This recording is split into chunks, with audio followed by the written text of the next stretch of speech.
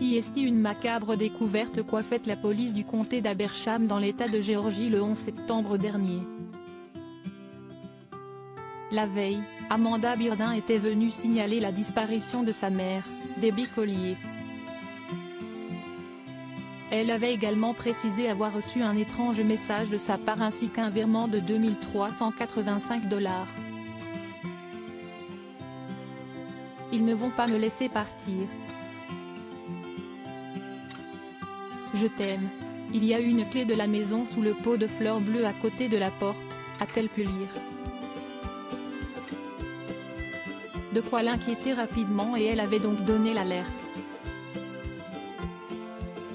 Suite au signalement, les premières recherches ont débuté et le corps de l'Américaine de 59 ans a été retrouvé en bas d'un talus, près de l'endroit où se trouvaient le sac et la bâche, a indiqué un membre du bureau du shérif local.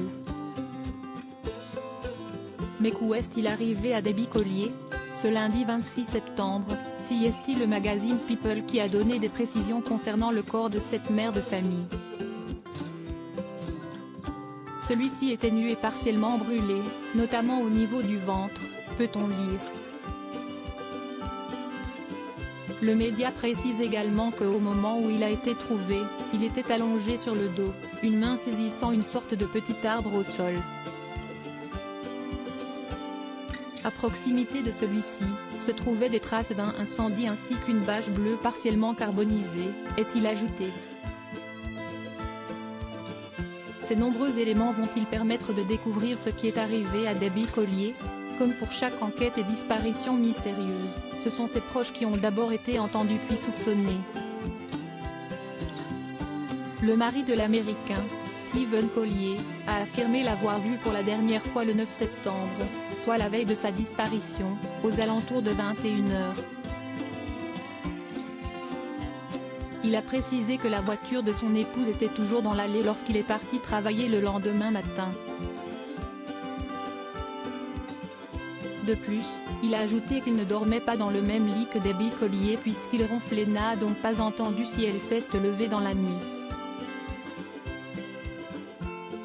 De son côté, Amanda Bearden, sa fille, a souhaité faire passer un message important. « Ma mère était tout pour moi », a-t-elle d'abord réagi avant d'ajouter « Quelqu'un m'a pris tout mon monde ». Mais qui a voulu faire du mal à Debbie Collier? C'était une femme belle, gentille et généreuse, et elle ne méritait rien de tout cela. « Je veux que justice soit rendue à ma mère », a poursuivi la jeune femme. Les autorités vont-elles lui apporter des réponses? Debbie Collier, une mystérieuse disparition selon ses proches. Debbie Collier n'a pas pu se volatiliser. Amanda Bearden a expliqué aux enquêteurs que sa mère avait simplement quitté son domicile munie de son permis de conduire et sa carte de crédit manquait. Un détail très important puisque, selon ses propos ainsi que ceux de Stephen Collier, CST impossible. CST inhabituel de sa part. Elle n'a jamais rien fait de tel par le passé, ont-ils affirmé tous les deux. Dès que sa disparition a été signalée, les enquêteurs ont débuté les recherches et celles-ci ont montré qu'elle avait loué un SUV qui a pu être retrouvé grâce à un signal GPS. Celui-ci était situé sur le bord d'une autoroute à la vue des voitures qui passaient, explique le média. Debbie Collier a-t-elle fait une mauvaise rencontre? Selon le site 11 Live, la piste du suicide n'est pas privilégiée mais CST plutôt l'hypothèse d'un kidnapping qui aurait mal tourné qui est évoquée.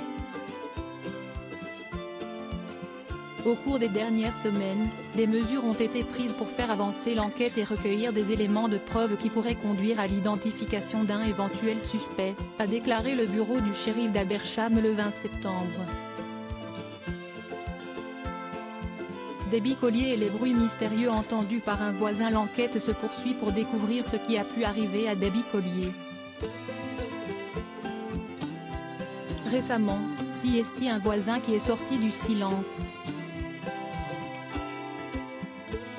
Dans les colonnes du New York Post, il a expliqué que, le samedi précédant la disparition de la mère de famille, il a entendu des bruits dans sa maison. Pour rappel, celle-ci est située à Athens, au sommet d'une petite colline. Il a notamment évoqué des cris venant de cette bâtisse avant d'ajouter « Quelqu'un vient rendre visite à cette maison le week-end le soir, et parfois il y des cris et des combats bruyants. » Mais que se passe-t-il chez Debbie Collier? Selon ses propos, la personne qui viendrait lui rendre visite serait une femme plus jeune. Par la suite, CST un autre voisin qui a tenu un discours similaire. Debbie et son mari étaient des personnes recluses qui ne se mêlaient pas aux autres, a-t-il déclaré avant d'ajouter que le couple vit dans le quartier depuis des décennies. Des révélations prises très au sérieux par les enquêteurs.